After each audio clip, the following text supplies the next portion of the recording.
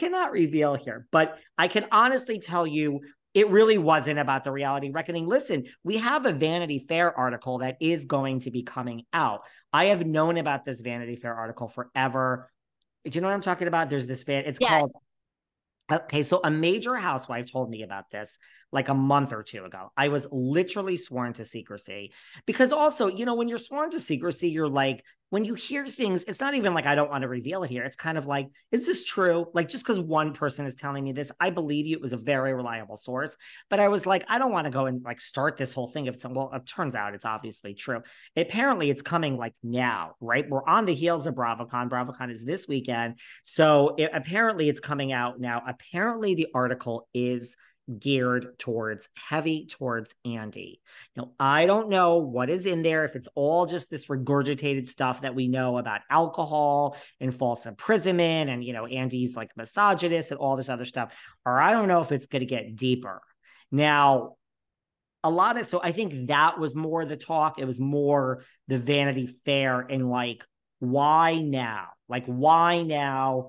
What is the point? Like, why did this person decide to write this article? And this isn't just like an article. Like, let me just back up. Like, Vanity Fair is no joke. Like, when Vanity Fair puts out a piece, it's like the LA Times about Eric, or, you know, about Tom Oh, Girardi and great Randall. reporting. It's this has been researched for months and months and months. So I don't know.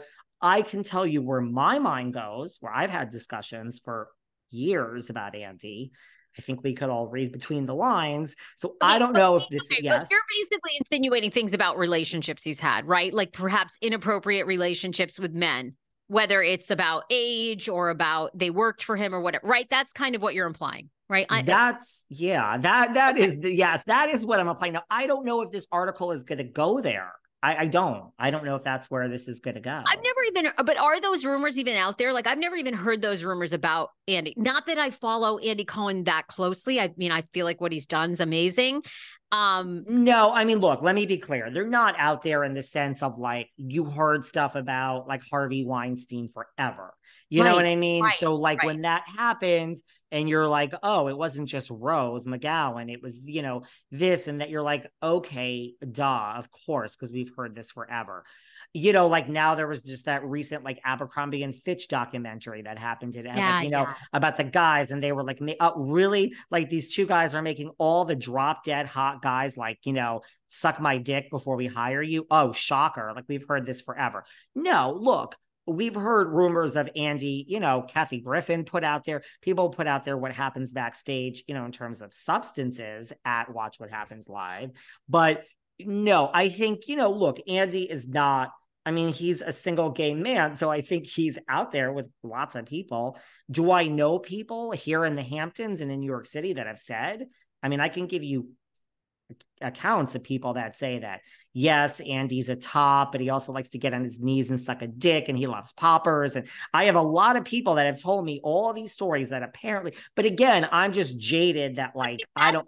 Like illegal, you know, I mean, Right. So it's like, if he's using drugs that he's not supposed to, okay, technically that's illegal, but nobody but cares about that really. no, So, nobody cares about poppers, it, but you know what I mean? Like, it's yeah. like, it's so, no, I don't think I've never heard like those type of stories. I just think people are like, I don't know. I think people are maybe wishing Well, that, like, I think, yeah. look, I think Andy is single and he's loose, but I don't think that you can't draw the line that he's the next Matt Lauer. No, but I just don't know what this article is going to entail and if it's going to be really like, but I have heard the person writing it has some personal thing against Andy now because of some tiff.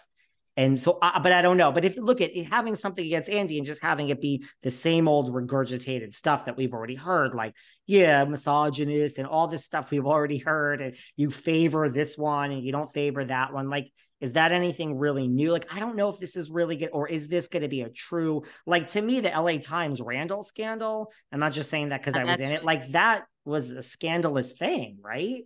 Oh my God, yeah. And the reporting they've done on Tom Girardi, on Tom's, like, you know, how many complaints that he had to the California Bar Association before they finally disbarred him. I mean, they really dug up a lot about Tom Girardi and how he was able to kind of keep things quiet for a long time.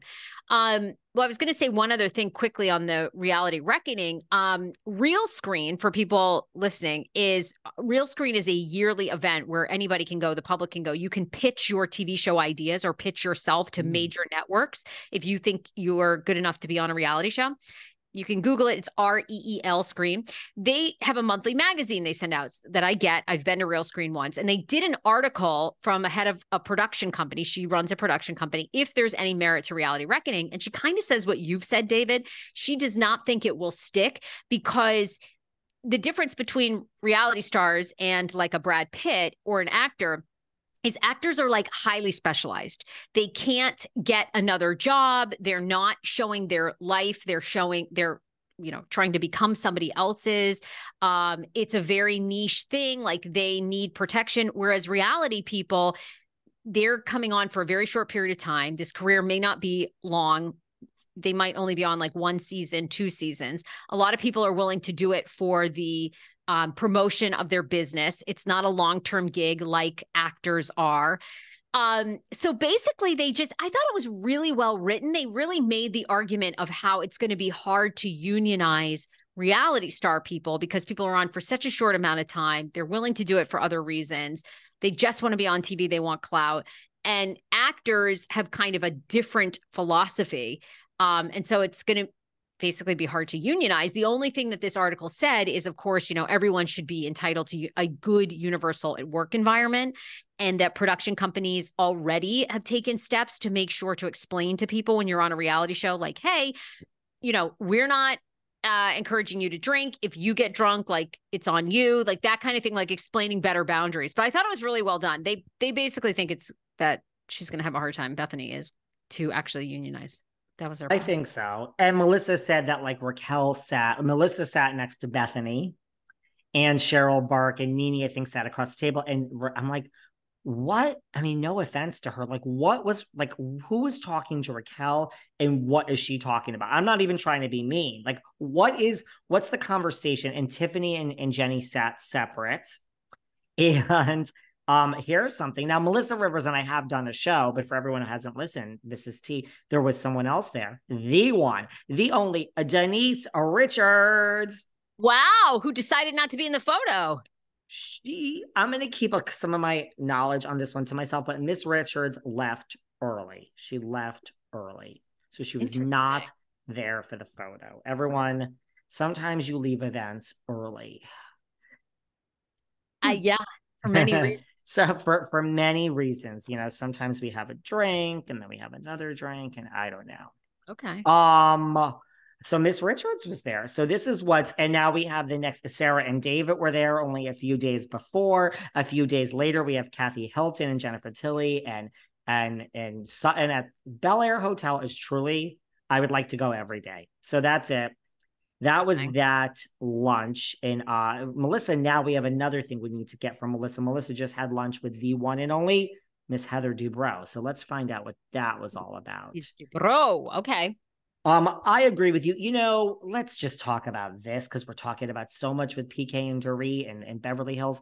I mean, we first of all, Dorit, I love how it's like everyone's focused on Sutton's 300,000, but like, look, I understand when like Oprah was like, okay, $100, that's all you gave your mother. And I get it. Like, $100, it's not a ton of money, but I get it. People are like tone deaf, Oprah. That's a lot of money for most people.